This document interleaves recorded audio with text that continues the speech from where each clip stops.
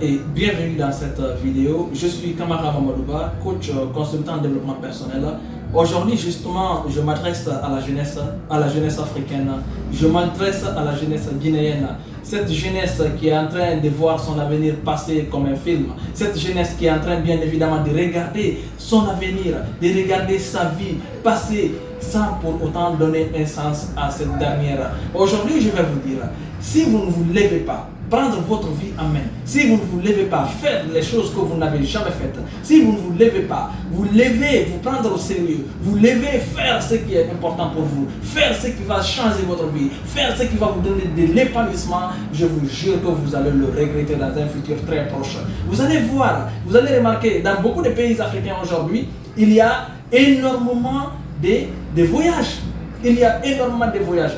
Les jeunes veulent quitter l'Afrique parce qu'il n'y a pas de solution, il n'y a pas d'alternative. Parce que nos dirigeants, bien évidemment, ne sont pas en train de mettre des bonnes bases du développement. Alors, je vais commencer par lancer un appel solennel aux gouvernants de l'Afrique. Les Africains doivent se réveiller. Les gouvernants doivent avoir pitié des populations, de la population africaine. Il faut que nos gouvernants se lèvent et mettre des infrastructures, mettre les bases du développement, mettre tous les investissements qui peuvent permettre aux Africains de rester en Afrique. Vous ne pouvez pas dire aux Africains de rester chez eux. Bien évidemment, si vous êtes en train de créer toutes les conditions qui font que les Africains fuient l'Afrique, c'est irresponsable de la part de nos dirigeants. Il faut qu'ils se lèvent, il faut qu'ils aient pitié, bien évidemment, des Africains, de la jeunesse plutôt. Il faut qu'ils aient pitié de la population, il faut qu'ils aient pitié de la jeunesse, il faut qu'ils aient pitié de l'Afrique.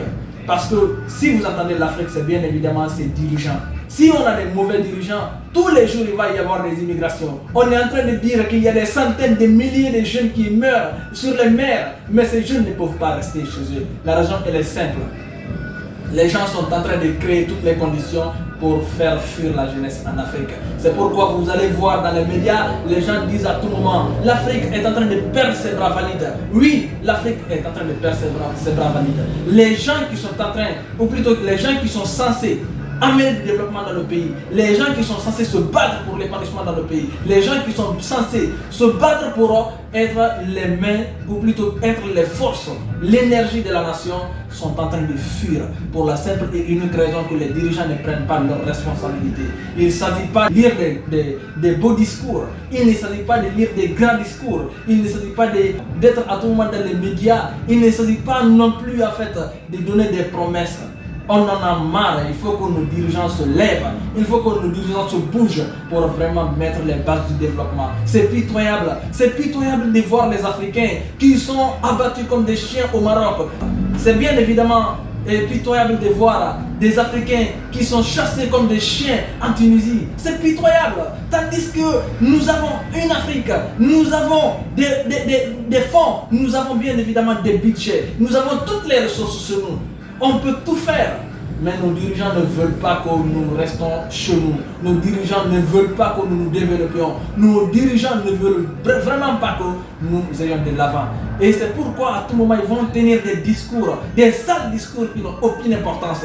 Dire qu'ils sont en train de créer des bases du développement, mais c'est faux. Et tant que les dirigeants ne créent pas les bases du développement, la jeunesse va continuer à fuir. Cette jeunesse si pitoyable qui va, sans connaître la mer, automatiquement se mettre sur la mer parce que ces gens préfèrent mourir sur la mer que de rester en Afrique.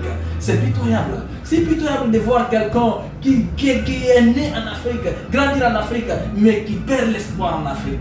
Mais qu'est-ce que nous voulons? Qu'est-ce que nos dirigeants veulent? Il faut que vous vous réveillez. Vous qui êtes aux commandes aujourd'hui, et rappelez-vous d'une chose, la roue ça tourne. Si aujourd'hui vous êtes au pouvoir, ne regrettez pas demain de ne pas pouvoir faire ce que vous êtes censé faire aujourd'hui. Parce que ça serait justement hypocrite. Ça serait hypocrite de vous lever un jour et vous dire, ah si je savais, ça serait hypocrite. Aujourd'hui vous savez que vous pouvez le faire. Alors faites-le. Faites-le pour que la jeunesse reste chez nous. Faites-le pour que la jeunesse s'émancipe. Faites-le pour que la jeunesse arrête de mourir dans des conditions pitoyables, dans des conditions inimaginables. Il faut que nos dirigeants aient pitié de nous. Il faut que nos dirigeants se bougent. Il faut que nos dirigeants se lèvent pour réellement nous permettre une chance d'être parmi ces jeunes émancipés, une chance d'être parmi ces jeunes qui vont appartenir à l'avenir, une chance bien évidemment d'être ces jeunes qui vont se permettre en espoir. C'est vraiment normal. C'est normal après tant de choses. Au début, on disait que c'était l'esclavage. L'esclavage est parti il y a des cinquantaines d'années dans beaucoup de pays d'Afrique. Mais jusqu'à présent, les Africains, les vrais Africains, les mêmes Africains ne veulent pas développer l'Afrique. Et jusqu'à présent, nous sommes dans les excuses là. Ah, jusqu'à présent, il y a la trace de la colonisation. La colonisation, on emmerde. Mais c'est vous les dirigeants. C'est vous qui devez vous lever. Et on ne voit aucun blanc ici. Nous ne sommes pas colonisés. Nous avons cette colonisation mentale, cet esclavage mental jusqu'à présent. Nous pensons que le mal que la colonisation a fait, jusqu'à présent, ce mal doit continuer. C'est pitoyable. Il faut que vous vous levez et changez la donne. Et deuxièmement, c'est la population de la jeunesse. La jeunesse, nous devons nous lever. Nous devons nous lever pour faire bouger cette nation. Nous devons faire en sorte que l'avenir de ce pays, de cette nation, de cette Afrique nous appartienne. Nous devons donner de l'espoir à l'Afrique au lieu justement de fuir. On n'est pas certain d'avoir tout ce que nous voulons là-bas. Oui, c'est vrai qu'aujourd'hui c'est dur en Afrique, c'est difficile en Afrique d'y vivre, mais on n'est pas certain d'avoir l'Eldorado qu'on nous a toujours promis. On nous a toujours promis d'avoir l'Eldorado là-bas, le bonheur que nous voulons. On nous a toujours promis, bien évidemment, d'avoir tout ce que nous voulons à l'Occident.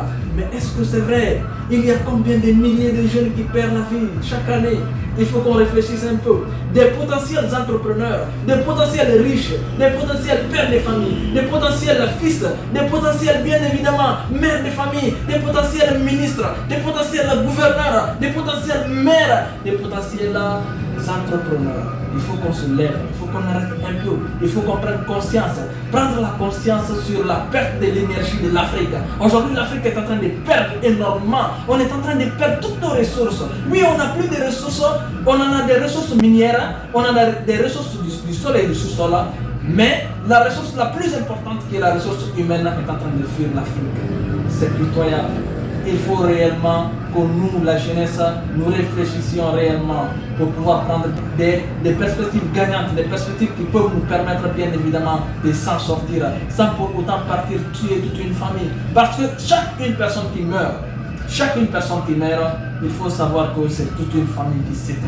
Chaque personne qui meurt, qui était censée être un père de famille, une mère de famille, a étouffé toute une famille. Chaque personne qui meurt, il faut savoir qu'un potentiel entrepreneur est mort. Il faut savoir qu'un potentiel ministre est mort. Il faut savoir qu'un potentiel gouverneur est mort. Il faut savoir qu'un potentiel milliardaire vient de mourir.